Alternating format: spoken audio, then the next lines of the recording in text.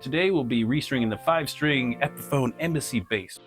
I've got many guitars you guys might have seen in the background of some of my videos.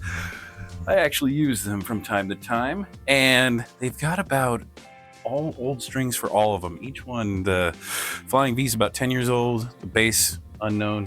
It was a friend of mine's purchase, so we'll probably get some new strings. And the acoustic has the same exact strings that I purchased it new with. So, like I said, we're going to do a couple of videos here to overview restringing your guitars. And let me emphasize this greatly. I'm not an expert, but this is just what I am going to do and have done after watching a various amount of restringing guitar tutorial videos online, right? So at the end of the day, I'm no expert. I'm just a really lazy guy. I'm the guy that would give it to Guitar Center to return back with new strings good to go. So that being said, yeah, let's get into it.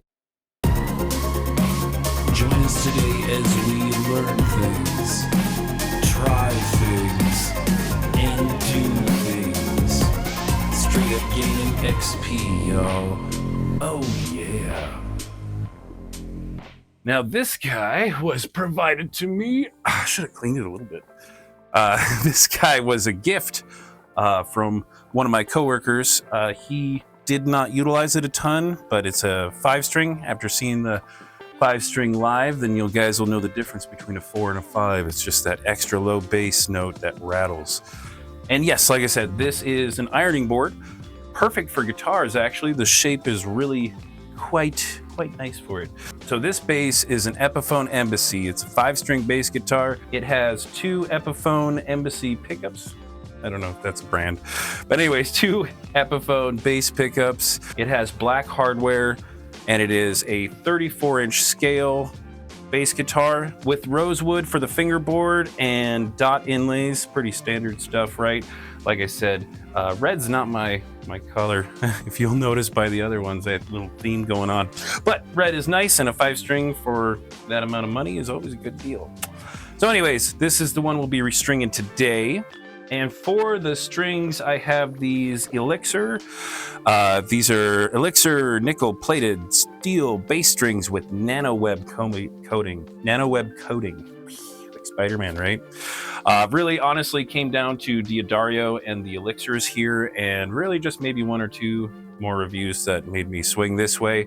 But fret not, we'll be keeping that fair because we purchased a Diodario string winder drill bit extension. So yep, we'll be using that today. I tried this before on my wife's guitar. Before I did this video, we restrang her guitar for practice, and I don't know, it'll probably get trashed in the comments, but this thing is the bomb. I don't care what anybody says. So we'll set that over there, and first thing we're gonna do is take out the tension of the bass strings. If we tune it, you'll know which direction. If you feel it too. So we're gonna unwind our first string. So yep, we'll go ahead and unwind this bad boy. We went the other way. We went too far. Maybe this is why not use a string winder. But anyways, we'll take this guy off here. We'll pull the tension. Yeah, we just snapped that sumbitch. Probably good. All right, there. So that one is free.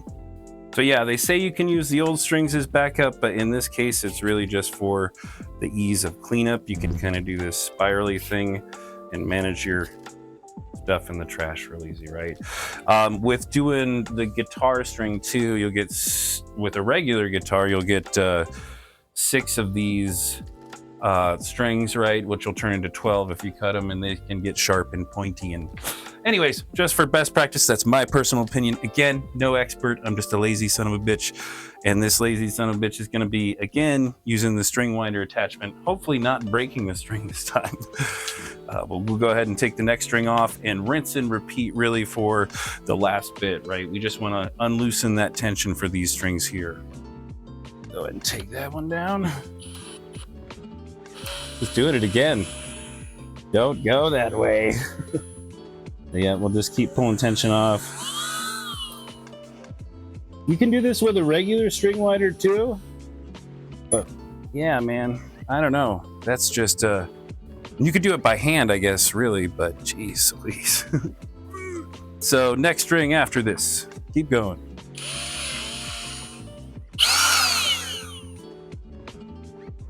There we go. Perfect. All right, here comes this guy. Again, that was tightening. Jeez Louise. What direction are all these strings going? Oh, there we're going right. There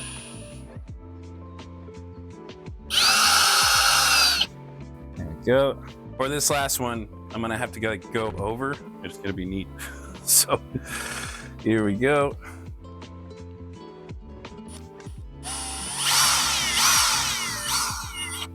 Nice. A little bit more.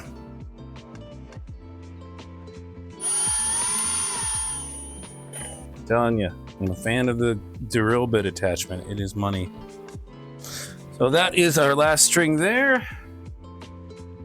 So for this step, everywhere I saw online mentioned this is your opportunity to kind of clean up your fretboard. So that's what we're going to do here today. Now, this is sort of another controversial thing. Personally, I use a product called Goo Gone. And I noticed that just using it for regular cleaning, it really worked well on wood surfaces and keep that oil like hydration locked in, right? I could be totally crazy and maybe hurting my guitar. Again, I'm no expert, just a lazy bastard. This is what I do. So today we're going to be cleaning the fretboard real quick before we adhere new strings with some Goo Gone. Like I said, feel free to trash me in the comments if this is incorrect. But been using it on guitars for a couple of years now. Now, I did look up Goo Gone online just to be safe, because like I said, I'm ready to be trashed in the comments. There's some powerful solvents in that stuff, right? It's made for cleaning. But what Google said was Goo Gone is generally deemed safe for use on wood. Caution must be exercised when dealing with delicate or sensitive types of wood. So this would probably be in our case, but I know that, like I said, historically we've used it. So I'm hoping that we get the same sort of results here. So we'll load up a little bit of oil and start cleaning this guy. Ooh, he's gonna look nice. Trying not to move the camera too much, but oh, look at that finish. There we go, cool. Try to hold the camera. But this again was a gift from Mr. Twisted Viking. G-Man, you know who you are. Give him a shout. But again, just cleaning up the fretboard, making it oh so nice and pretty. And I don't know if you guys can see too well in the video, but it looks pretty nice and clean on my side. Like using a microfiber cloth seems to help with distribution. I don't know. I'm talking to my ass at this point. I'm gonna clean the pickups as well real quick here. Just get all those goobers and stuff that's collected in there over the years. Nice and good. Cool. Next, we'll get this all prepped to put some strings on it. So now we're going to be putting on the strings, and we'll change the direction of our drill the correct way this time.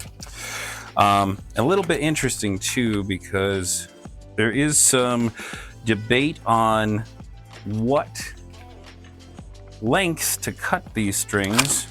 But again, I've looked at a ton of videos. We'll sort of go over what I feel is the best of both worlds for that situation.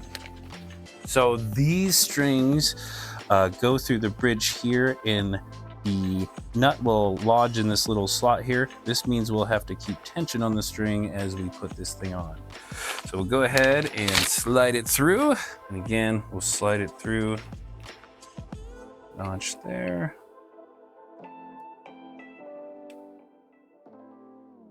Perfect. It's nice and snug right there. I've heard you want to cut 2 machine heads forward. So if we're doing this string here, we should be going 1, 2 forward, and we'll cut that right there, and that'll be our length. We'll also seat it. So we'll cut the string, like we said, 2.5, being generous. There we go. And then we should be able to pop this in to our base, and then we'll start winding our string. We're also going to want to wind our strings from the inside, right? So you don't want the string to go outside by the machine head or the tuning nut You want it to go up and inside for each one. So on this bottom one, we'll be going to the outside as well. This is why I like the drill.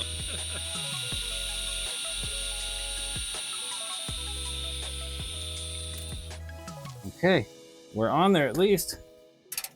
Real loose. Let's tighten it up just a touch.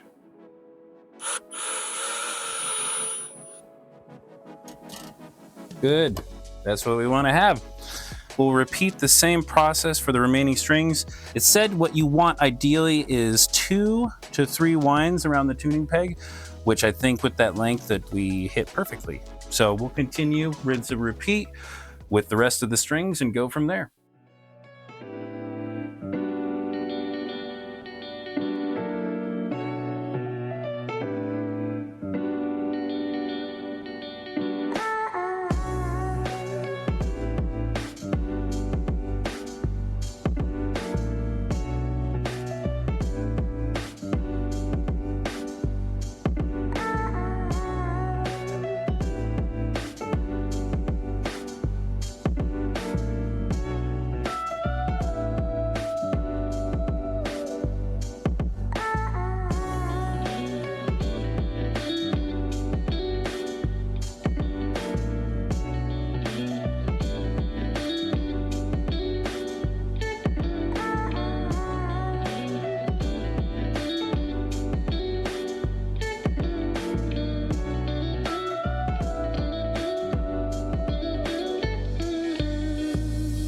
All right, we have our last string here, my favorite, the G string, right?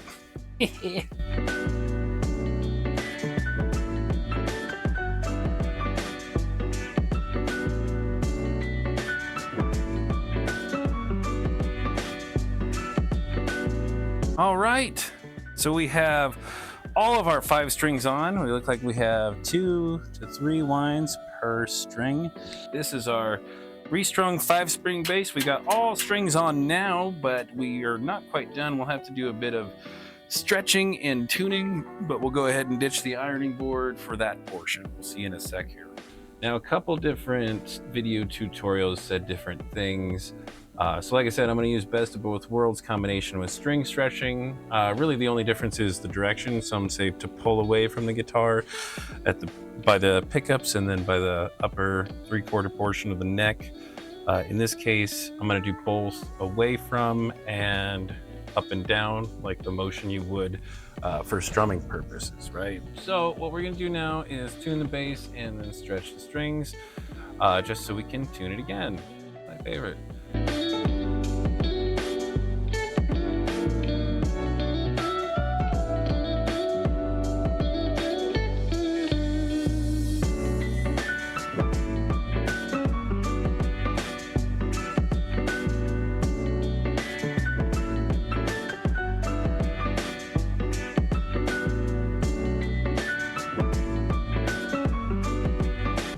Now tuned up.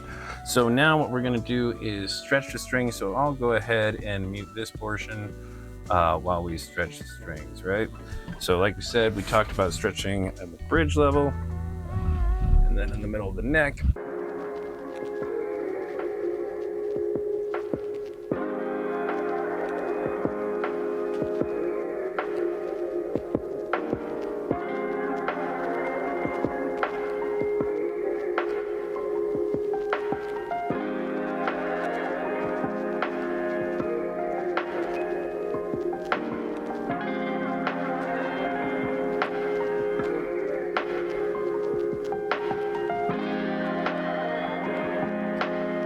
Good to go. I like it. Turned out real nice. So now we have restrung 5-string bass with some really cool nano-coated junk. I'm going to turn off the audio so you can't hear that if we do that again. There, silent. Thank you again for joining us, putting the Elixir string on the 5-string Embassy bass here, the standard edition. That must be extravagant. But again, please let me know your thoughts in the comments. I'm sure that we messed something along the way or somebody has some opinion about how I do this. But like I said, I'm just a lazy guy who doesn't know what the hell he's doing and prefer the guy at Guitar Center to string his guitar, but Guitar Center's far away, so we gotta learn how to string ourselves. But anyways, I have 3 more guitars, so this is not the end of it. We have the Flying V and my acoustic that we'll do next. But like I said, wanted to start out with the most unknown of the three, with the bass here. So join us next time and we'll do another guitar. This is just the first installment, right? So thank you for now and have yourselves an excellent day. Thank you for watching. You can find Tekmo 9.0 on YouTube and SoundCloud. Published songs are available on all major music streaming platforms. Please like, subscribe, and click the bell icon to receive notifications.